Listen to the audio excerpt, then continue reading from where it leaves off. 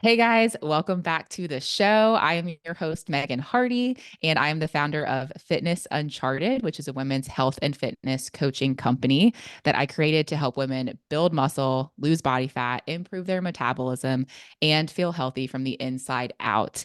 And today I am blessed to be here with my beautiful co-coaches, the Fit You coaches, who are all amazing women, all age ranges, but come from different backgrounds and have so much to offer and give. And literally, the Fit You would not be the Fit You Mm. without these ladies. So, hi, guys. Welcome. Thanks for being here. Oh, hello. Hi. Hello. Hi. So today we're going to talk about fitness over 40. This was actually a requested topic from one of our beautiful clients, Tracy. Shout out to Tracy. She's working with Coach Jen, and she just wanted more content and discussion around what is fitness over 40, like in your 40 and 50s and beyond, look like, because we know, especially as women, we do go through some changes during those periods. So I would love to just go ahead. I'm going to open up the floor, and this is just going to kind of be a conversation between all of us. But I would love to open it up just by even asking, what myths have you guys heard for women going into their 40s and 50s? For me personally, I think of things that come to mind are like myths in the workout space, for what women in their 40s and beyond should or should not do. But like, what are some things that you've heard that are myths in the fitness or nutrition space for women in their 40s and beyond that's like not necessarily true? I think the infamous thing that comes to my mind is, well, as you get older, your metabolism it's just naturally tanks. So it just is what it's my metabolism. I'm older now. It's my metabolism. Heard that so many times, like there's nothing you can do, like it's just my metabolism. Yeah. Yep, I'd agree. I hear that a lot. And Yeah. there's something to be said for it too. It's like, yes, hormones change and hormones and can affect metabolism, but I think a lot of it is, we throw it like as we throw it out there as if it's something that's like outside of our control, when there is actually a lot of things that we can do to control and to help our metabolism. And I think what says a lot about that whole statement is that our society has not done a good job in educating that the metabolism I don't want to use the word just repair it, even though we can repair it, but we can bring it to its optimum level no matter our age. No matter our age. I mean, when you start to see 70-year-old women, especially now that we have social media, and you see some of these women that are in their 70s, I've even seen 80-year-old women that are at the top of their game. Proof is there, right? Like once you know how to optimize your metabolism. And as you get older, then the game changes. But then the question is, well, I'm sure people are thinking, well, how do I do that? How do I do that? Right. So that's why we're here. Mm-hmm. Mm-hmm. Yep. And that's the other thing. I actually was just talking with a mom and about coaching for her son the other day, and they're going to start working with us because he's struggling with his weight, and it's just going to the point or speaking to the point of it's never too early or too late to optimize your metabolism, and there's a lot of things that we can do before, having to seek out like medications and things like that. There's a lot that we can do to help it out. There's some instances where, yeah, that may be needed and necessary. Like we were also talking about him getting blood work and making sure there's not an underlying thyroid thing going on. Like sometimes, like if you have, underactive thyroid and you're not producing thyroid hormones like you should, like, yeah, you may need to be on medication the rest of your life for that. Like that's just, you cannot help that even with the best of nutrition and lifestyle and diet. But there is a lot that we can do to help support it. And for most people, there's a lot we can do to optimize metabolism before, having to seek other like medical interventions. And can we just say, a little side note here, what is the medication that's hit the market that's really popular right now? Is it a shot that, Semaglutide.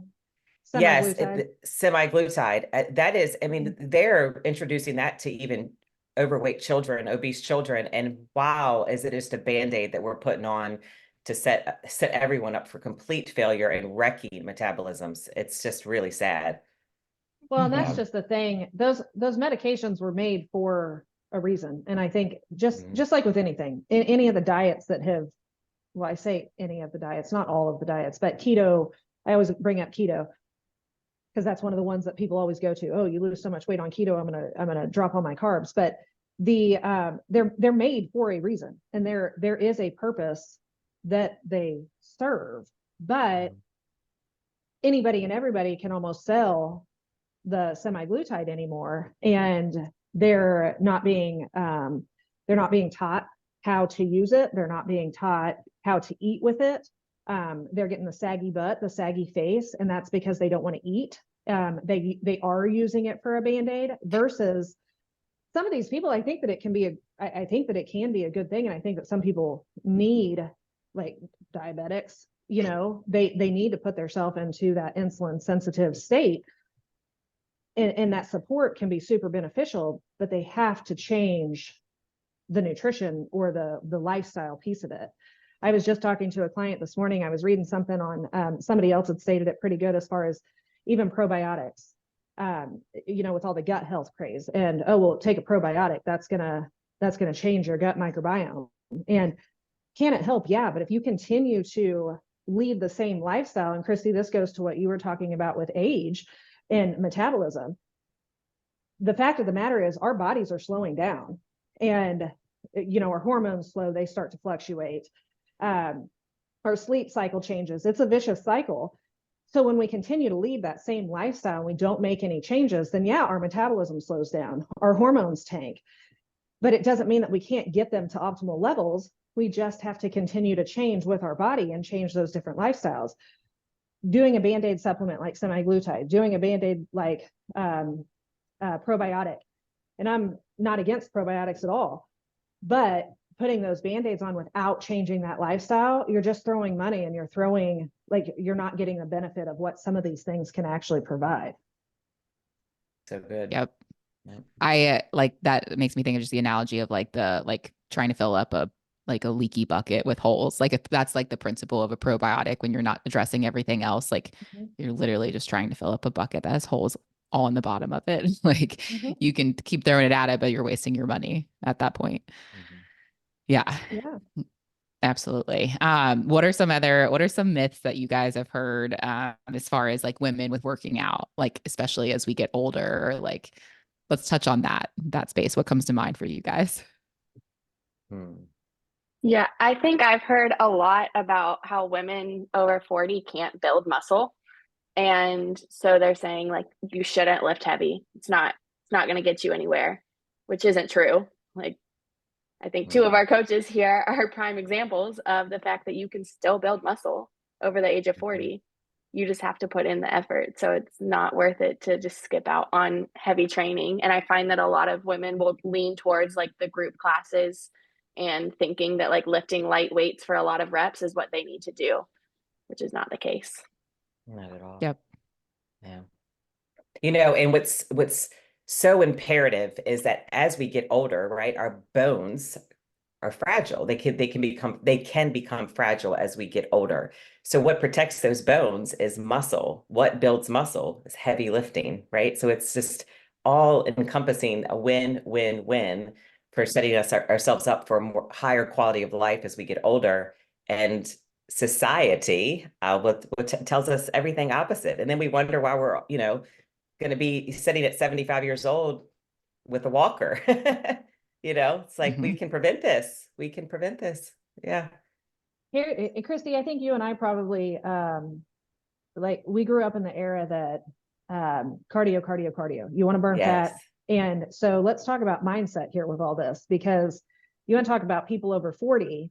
We've got a mindset that in order to do anything, because it worked when it did until it didn't, but cardio, you go for runs, you get on the elliptical, you get on the Stairmaster, you go to the track, you run stairs, whatever it may be, but you've got to do cardio in order to burn any kind of fat and in order to get any kind of results. And I'll be the first to tell you, yes, we have to lift. That's going to, like, body composition. It's what our bodies need. And especially again, as we age, but I'm also not going to tell somebody stop doing everything that you enjoy. You've got to find that balance. And again, there's a couple of the older people, and I say older, I'm even including myself in that, that, they like their cycling classes, and they're, we'll stick with cycling classes. They like their cycling classes. I'm never going to tell them, hey, let's stop doing the cycling classes, but how can we build your weightlifting into that? And it doesn't mean that you have to go into the gym and lift like a power lifter when you're going in there. You just have to move weight and become stronger. And that doesn't mean just because, I can lift 30 pounds with something and you can only lift 10, that's not building strength for that, for that person. You just have to try and supersede your what you feel like, what you think your abilities are, I guess, if that makes sense. So I'm going to come in here and throw a little confusing topic on this, because I think it needs to be heard. Like HIIT training, for example, right? Especially my age group, this generation, it's always like, well, faster, faster, faster, keeping your, it's great for your cardiovascular, but as far as fat burning, right? That's all we're concerned about is fat burning, but no one talks about it raising our cortisol levels. So what does cortisol levels do? We store that visceral abdominal fat, right? It's like we're just compounding issues, right? Just not even realizing it. So it's also, of course, any type of exercise, if you're not doing anything, something is better than nothing. But there are little nuggets that can help us to work smarter and not harder, right? Slowing down, strength training, allowing recovery time, allowing your cortisol levels to lower back down, eating those whole foods. We can't say enough about whole foods. I cannot say enough about whole foods, right? For regulating our hormones and letting everything operate in the way that our body can for its optimal performance. Yeah. Mm-hmm. What have you guys, especially speaking to Jen and Christy, what have you changed in about your workouts, if anything at all? Going from your 20s and 30s, now into your 40s, and what do you prescribe differently for your clients who are in their 40s and 50s and beyond? Have you changed anything about your workouts, or do they look the same? Or so I have always cardio's cardio. I do not like it, but I always like a challenge as well. So I got into triathlons. I ran a couple half marathons. And I did it not because I loved it, but because it was a challenge. That said, I am now, I say entering a new phase. I've really kind of been in this phase, I guess, where part of me wants to train for something like that again, not for a weight loss aspect. It's more for a mentality of, I can still do this.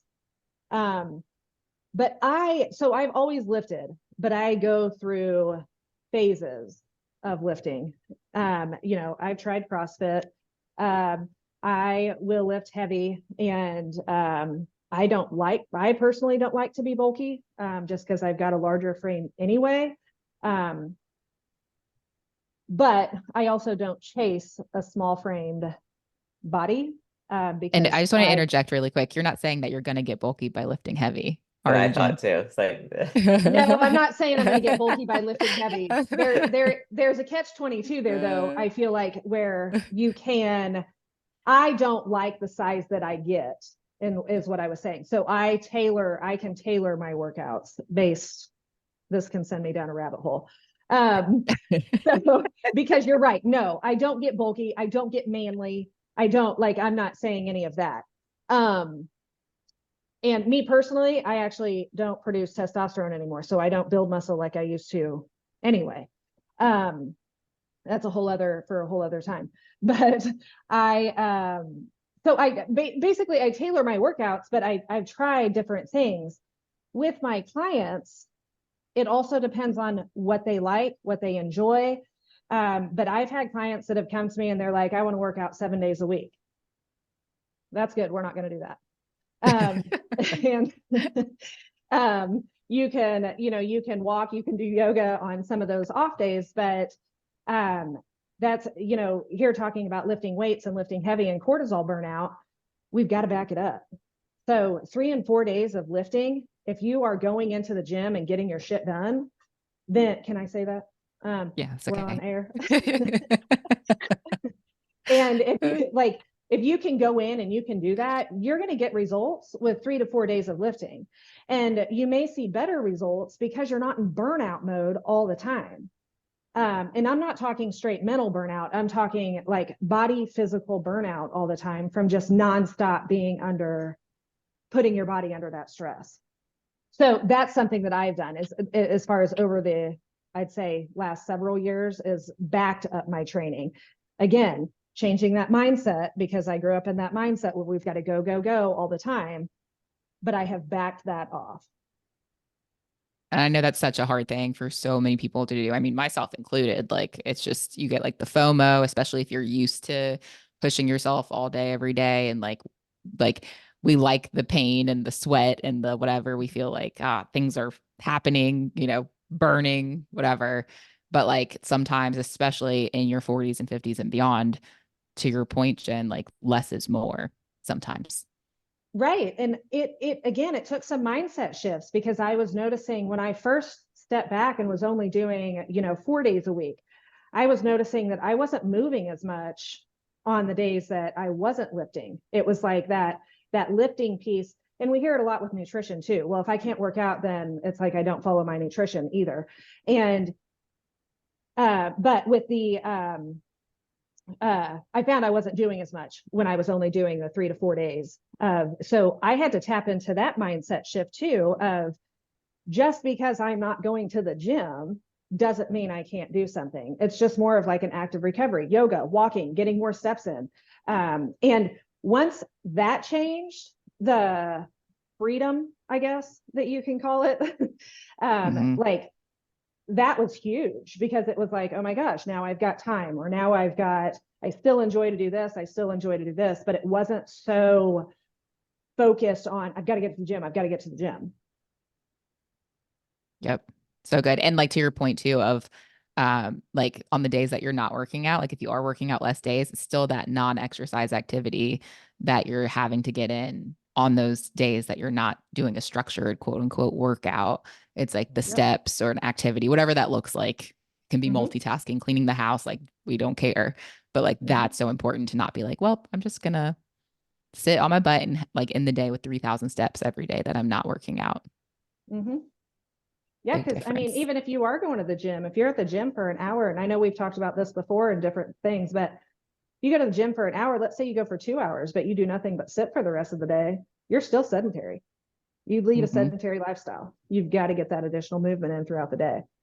And where does that come? Mindset shift. Mindset shift. Christy, what have you changed or not changed going from like 20s and 30s to 40s and beyond?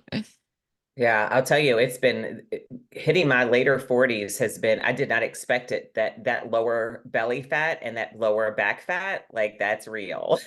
And I did not expect to, I didn't expect that, right? Like I thought because I, have done this for so long that it wouldn't be something that I would have to address. And I have.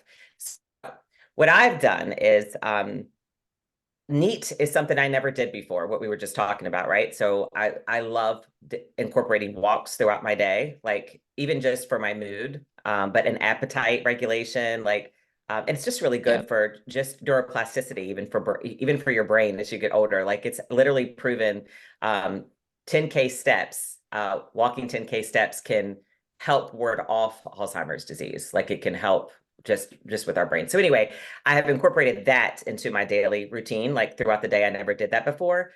But I still do. I just started doing this 2 weeks ago, morning fasted steady state cardio, just 30 minutes to start my day with that, to help me to keep that belly fat under control. It's really helped me pull that weight off.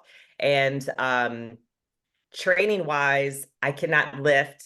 I love to lift heavy. It has nothing to do with my appearance at all. It has to do with the feeling in the gym of like just feeling like a badass in that moment, right? Like you're pushing yourself, right? I love it. But for example, last night I was in there and I was doing squats and it felt like a knife went through my left knee, right? And I'm like, oh, dang it, right? And so my husband was in there and I was like, my knee right now is on fire. He was like, it's arthritis. I'm telling you, you got arthritis. I'm like, I do not have arthritis. So what I had to do was just adapt, right? So I have to adapt. I had to lower my weight. You know what I mean? So those little tweaks that I do, even on the leg press, sometimes I have to push through my heel. So it's just navigating those little variables, you know? So training styles, I can't lift, you know, like I used to like to lift, but I still fatigue the muscle. I still burn it out, you know, I still do that. Yeah, and incorporating the NEAT, yeah. And then fasted, low intensity, steady state cardio. That's been my shifts that I've had to make. Yeah. And Nice. diet. Oh my gosh, I can't say enough about Whole Foods. Like I was never a Whole Foods girl, like when I was younger, you know. It was literally like, give me a protein shake and a fiber bar, let's rock. You know what I mean? Like I didn't really think a lot, but now I'm really big into Whole Foods, big time. Yeah. Yeah, I want to go there next and like go into nutrition. So like hold that thought. I first want to ask you guys, what is your thoughts about women in menopause and beyond should not lift heavy? Thoughts? That they should not lift heavy. Mhm. Yeah, I think that they're setting themselves up for distress that they don't need to, right? Because what are you going to lift heavy and break a bone? You know what I mean? Like, what's the thought behind that, right? It's really the opposite. You're going to protect yourself. You're going to protect your bones. Yeah. Lifting heavy causes your muscles to grow. Why are we in the gym? For our muscles to grow, right? It's just, yeah. Well, and I think even asking that question gets thrown around as far as, you know, should I lift heavy but really what does heavy look like? And that's what I was trying to explain. Like my heavy is going to be a lot different than somebody else's heavy. And, side note, lifting heavy. That's what phase I am in right now is lifting heavy, but I have never tied working out with and I say I've never tied it. I've never, as far as like losing weight or things like that. Like there are different things that I don't like, but I've never tied weight, and body physique has always been tied to nutrition mentally for me. And so I've always known I've had to manipulate that. Because I've been fortunate that strength has come fairly easy to me. So anyway, funny story. I'm at the gym and I'm with my daughter. She's 14 and we go to the leg press. Now talking about, again, lifting heavy, I have to say side note here too. And what's heavy? The older we get, yeah, we're going to feel more aches and pains. And especially if you grew up doing different activities and whatnot, you are going to feel more aches and pains. So like Christy said, you have to adapt. But that doesn't mean you can't do something. It doesn't mean you can't lift heavy. So I know that I can't lift as heavy on squats anymore. It kills my back, it kills my knees. And I still do squats, but I know that I have to adapt, either how many sets, how many reps, in order to get the burn that I'm still looking for, but I don't get the same as if I were to lift heavy. But I can go put weight on a leg press and do it just fine. So we go to the leg press and I put 2 45s on for my daughter, two on each side. She goes and she's like, I can't do this. Fine. So I go and I take one off. So she's got 1 45 on each side. And I went to go put mine on after, and I said, forget it. You just do your 3 sets and then I'll go do mine. Well, there was this guy, younger, super cute kid. I say kid, he's probably your guys' age. He's probably like 30. Hey, everything's relative, right? Age, weight, everything's relative. So he's always so nice. He doesn't talk to anybody, but he'll smile and wave at people. And anyway, so I've been seeing him in the gym, and he was like, do you guys need the leg press? And I said, well, how many sets you got? And he said, he goes, well, I just got started, but why don't you guys go ahead and get on it? So anyway, we go over there, we do that. He's right next to us. So I tell my daughter, I said, you go ahead and do your 3 sets, then I'll get on and I'll do mine. And we were doing 3 sets of 10, that, you know, the standard 3 sets of 10. That's just what my workout called for. Anyway, I put 6 on each side of mine, 6 plates. And I get done and the guy comes up to me and he goes, I am sorry, but I didn't expect that from you. And like he expected me to lift the 45. So again, talking about relative or talking about doing different things that you can do, like there are certain things that I can put weight on and I can lift heavy that benefit me. I don't do the things that I know don't benefit me because they will cause injury. Like I have had to accept my age. I've had to accept where I am, but that doesn't mean that I'm debilitated and can't lift and can't do the other things. Yeah. And I think to your point, like with the weight being relative, like that's where like, okay, so you know that squats, you can't go and do super heavy squats, like it just aches and pains and joints and all of that's like not worth it.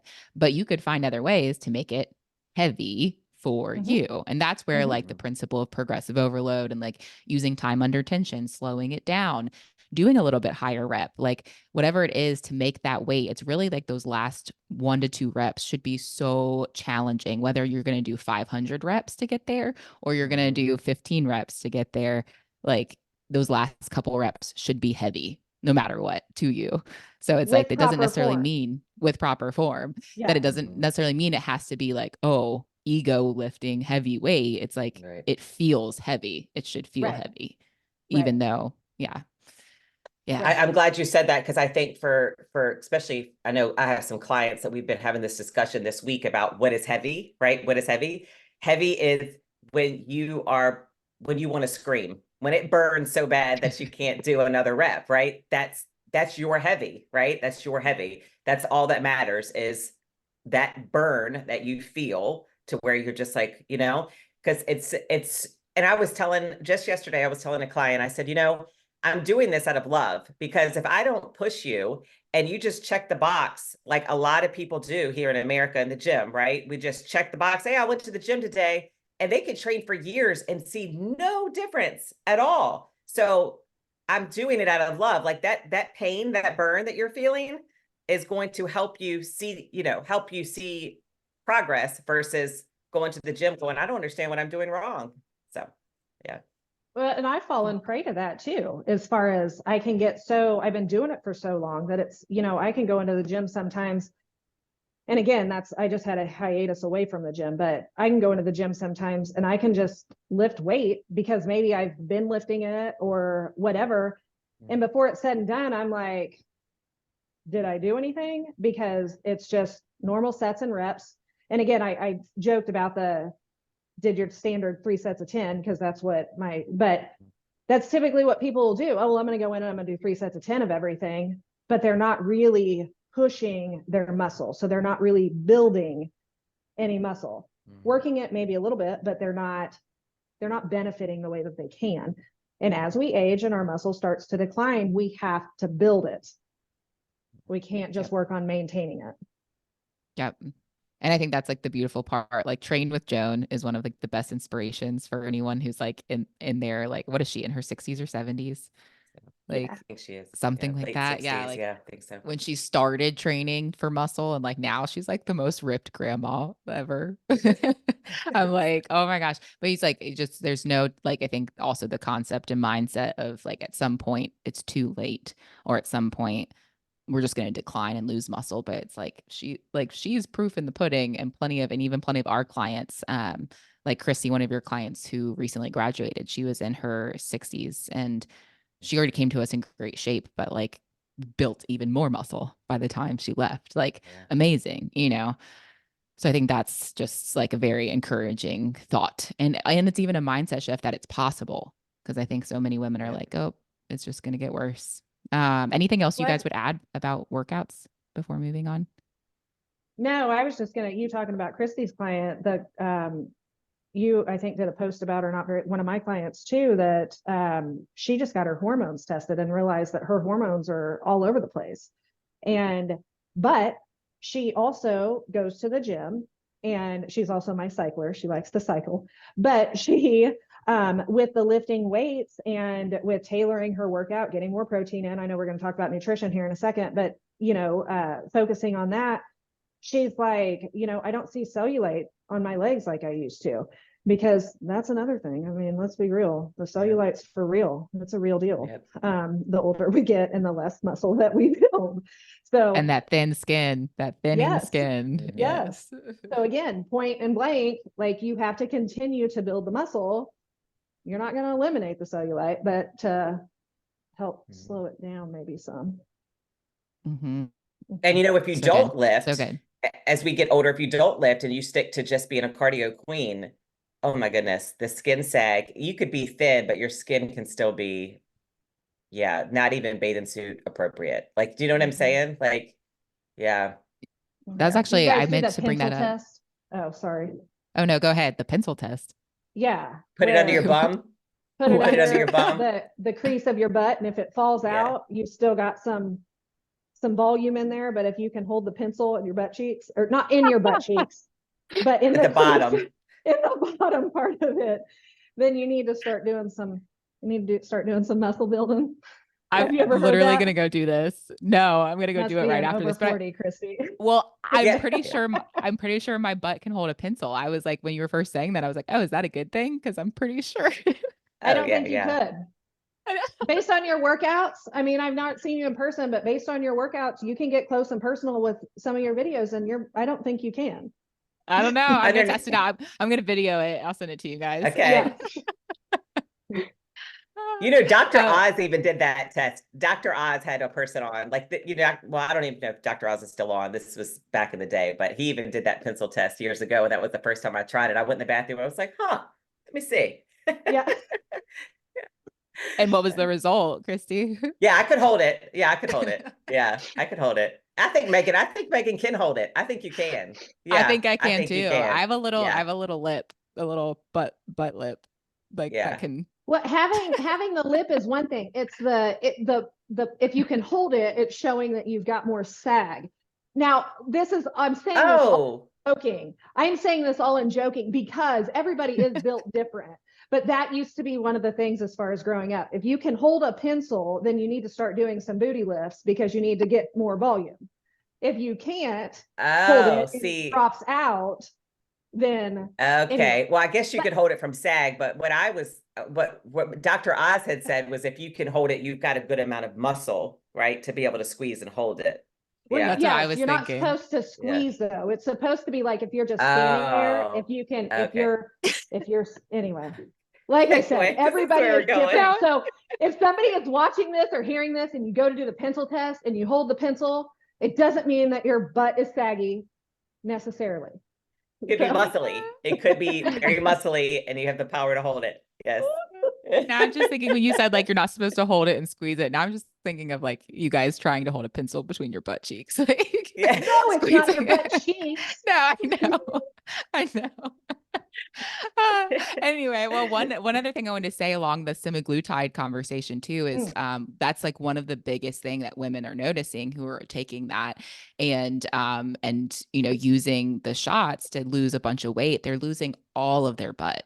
Like just like it's wild. My sister works for a pretty high-end advertising agency. And she said everyone, it's like the craze right now. Like she's like, I think every single woman that I work with is on semaglutide or, you know, some version of.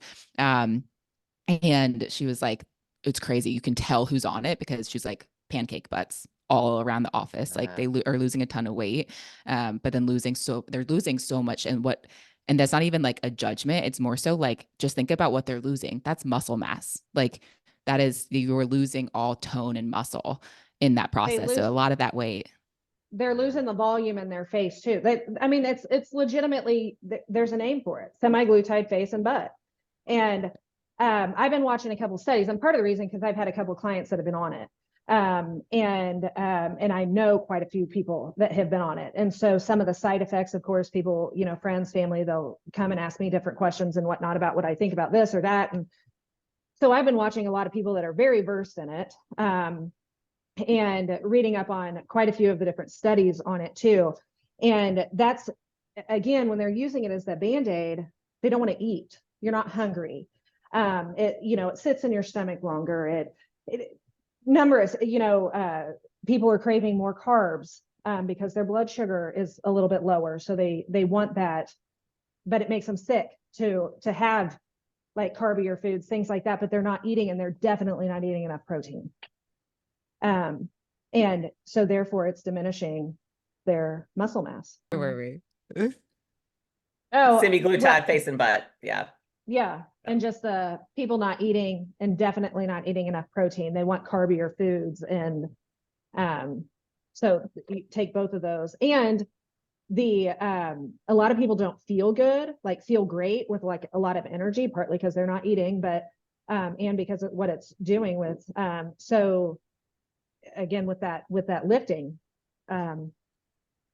phase of that too. Anyway, there's Did you guys just touch on, I just lost Wi-Fi connection for anyone listening, but did you guys already touch on like also like with the semaglutide, like for someone who's already struggling with eating enough food, like how that plays a role? Because I mean, that's the thing with the semaglutide or like the weight loss drugs, like what they're really doing is making you less hungry.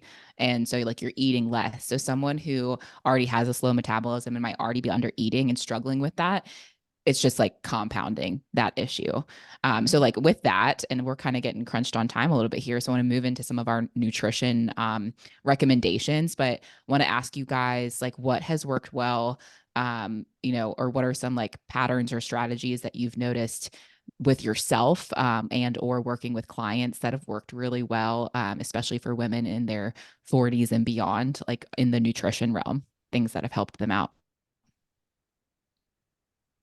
Okay, so what I'm going to say is whole foods, obviously, right? We can't say that enough, right? Whole foods. What is whole foods, right? Fruits, vegetables, nuts, whole grains, protein.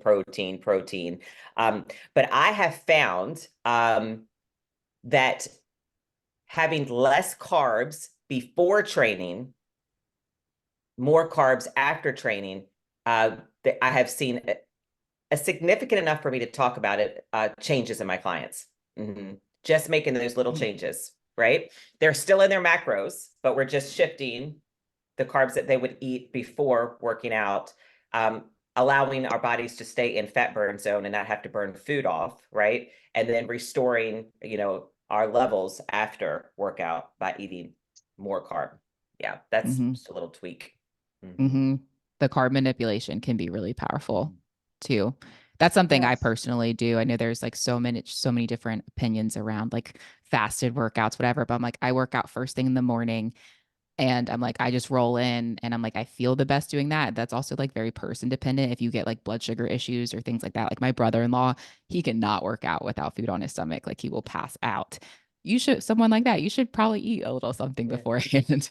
But I'm like, also, I think differs depending on what time of day you're going. If I was working out in the afternoon, I wouldn't be going into that workout fasted. Like I treat, dinner the night before as my pre-workout fuel, wake up first thing, get my workout. And then the first thing I do after that is fuel up and refuel on some protein and carbs and fats. But and also I can't say enough about a high protein breakfast, right? Lower carb, high protein, because it just satiates us. Number one, it sets us up for success. But all of these processed, which man, I probably could say if I was a betting gal, I bet you what 80% of America is a processed breakfast person, right? It's early in the morning. It's whether it's a cereal bar or whatever. And that is just setting us up for cravings all throughout the day. Those carbs and those sugar and that processed junk is setting us up for failure. And that's just such a little thing to fix. But yeah, people don't think to do it. Yeah. And that's to your point, Chrissy, like but with the whole foods, it's like that's where like macros are so helpful, but you can't just look at if it fits your macros, because it's like you could fit your macros, like you said before, back in the day, you were like, I'll have a protein bar and a fiber bar and call it a day. Like very different. And especially as you're going into your 40s and 50s and having those hormonal changes, doing whole food sources and not all of the processed stuff like makes such a big difference. Like there's so much that goes on in our bodies and chemically, like that's beyond just the macros and how we can support hormones by eating more whole foods.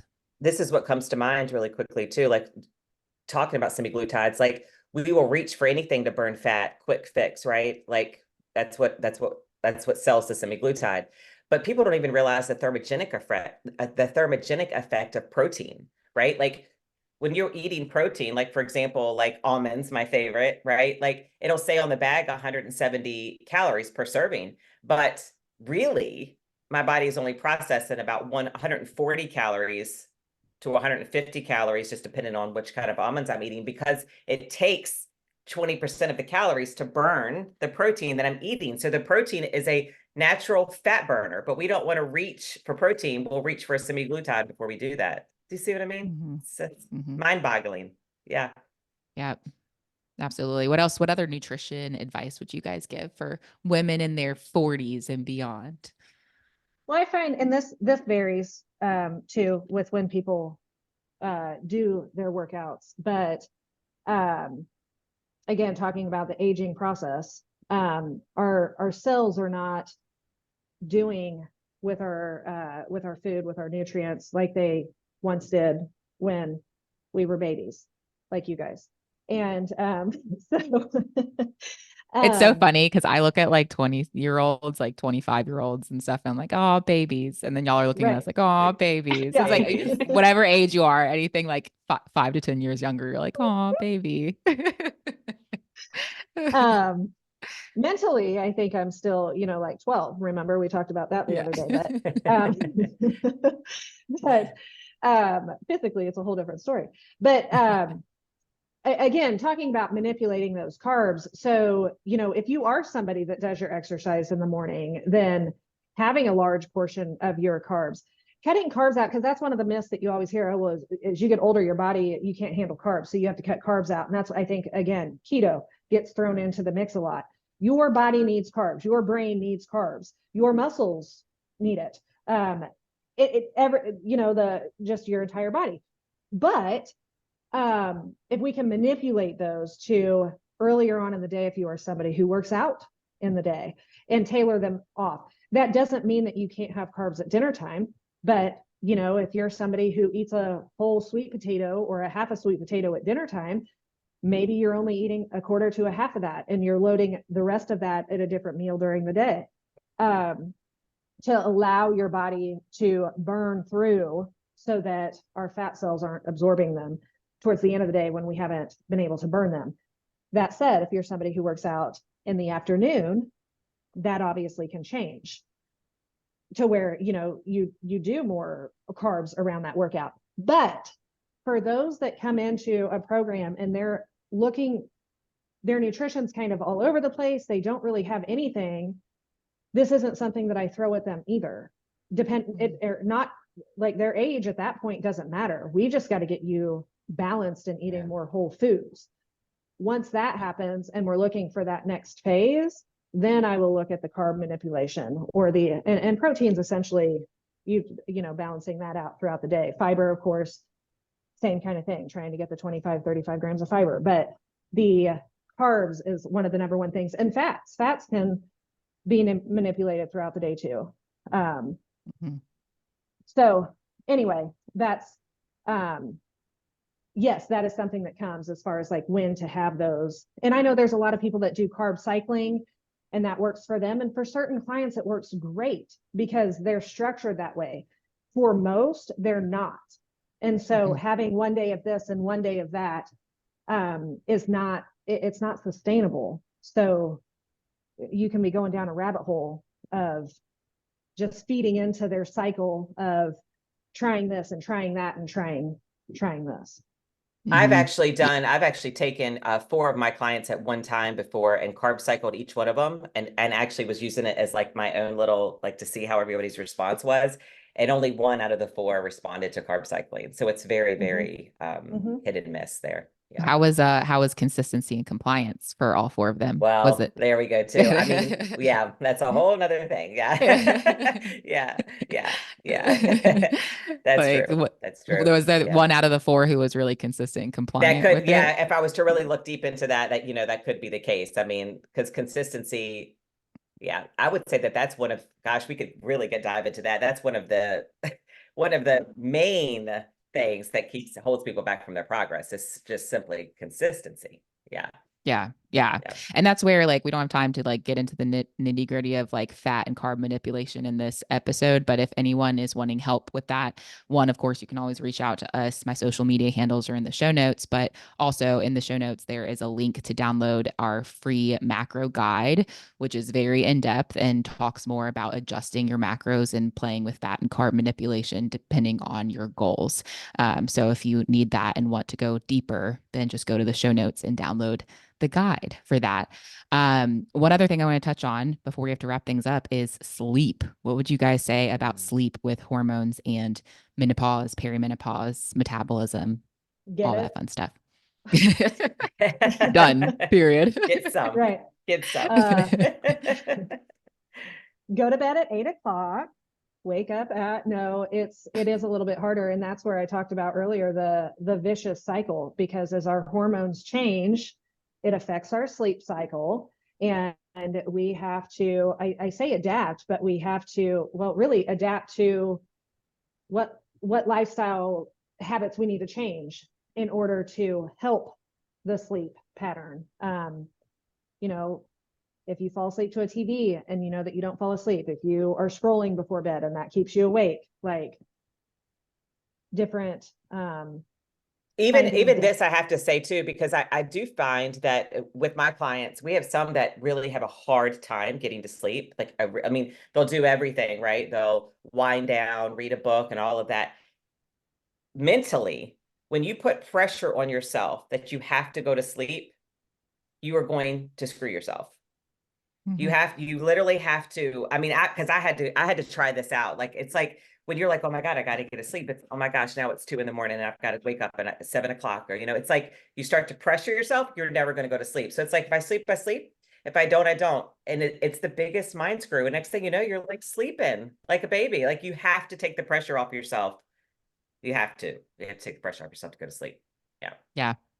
I've actually also heard recommended. I have no issues yet, knock on wood. But with falling asleep, like, I mean, lights out, like when my head hits the pillow within like 3 minutes. But so I have not tested this myself, but also the other thing to do if you struggle with falling asleep is like give yourself like, okay, 10, 15 minutes to try to fall asleep. If you can't, actually like get up and go sit in a dark corner, like in a chair, and like start reading, or even just like listening to some relaxing music instead of like keeping yourself in the bed. Like, remove yourself from that, and then when you start to feel tired again, get back in the bed to fall asleep. So that really becomes like, so your body's not associating it with like staying awake. It's like, this is where we sleep, and I'm going to come back over here to sleep. Well, our bodies also, like, that second wind is a thing. And so if we are up past a certain amount of time, like let's say 10:30, and then it's like 11 o'clock, 12 o'clock, and it's like, oh, I can't fall asleep. Well, because we've caught our second wind, even though our second wind may not be like we feel like going and running a marathon, we've hit our second wind. So if you are noticing that, try going to sleep before 10 o'clock, try laying down before 10 o'clock, see if you naturally start to come down. So good. Guys, in respective time, I wanted to ask one last question of each of you, putting you on the spot because didn't preface, or I didn't, give you a heads up or whatever, but I'm sure you'd have like 1,000 tips to give. Basically, what are just a few tips that you would give everyone listening to set themselves up for success in their 40s and 50s and beyond? So for, Jordan, working with 40 and 50 and beyond clients. I know you and I aren't there yet. We haven't made our way to our 40s yet, but like Christy and Jen personally and with clients, like what are just one or two tips that you would give to someone listening, like a takeaway from this to set themselves up for success, especially and specifically fitness in their 40s and beyond? I would say, first and foremost, be an advocate for yourself. There's so much information out there and you can go down a rabbit hole. So look at some of the symptoms or feelings or goals that you're looking for individually. Look at what you're experiencing, and be an advocate for yourself, and look for, in the research process, look for those types of things versus looking for a 20-year-old body. Not that you can't have it, but trying to do the same things that 20-year-old is doing is not, like, accepting where you're at. Yep. So good. I would say 3 tips I have. One is love yourself. Love your aging body, right? Like, just like what Jen just said, right? It's like we tend to go, I mean, I went through it, man. I used to get so frustrated with myself. This is who I am. This is where I am. And I've made it this far, right? So truly, truly loving ourselves, showing up for yourself, show up for yourself. I'm going to say that again, show up for yourself, right? a lot of us women at this age are showing up for a lot of other people, our children, our husbands, family. We forget to show up for ourselves. So what does showing up for ourselves look like? It could be in the gym. It could be out for a walk. It could be painting. It could be anything that you enjoy doing, but show up for yourself. And then lastly, keep it simple. Whole foods, move your body. Keep it simple, man. Yes. So good. Yeah, I have two things, and they kind of piggyback off of what Christy just ended with. So number one is going to be, don't be afraid of strength training. We talked all about lifting heavy, and we talked about what heavy is because it is relative. But the bottom principle there is don't be afraid of strength training. Whatever heavy looks like for you, just get in the gym and put in the work, move your body. And then the second is going to be prioritizing those whole foods. We talk all about quantity so often, or I feel like diet culture talks all about quantity so often that we forget to put the emphasis on quality.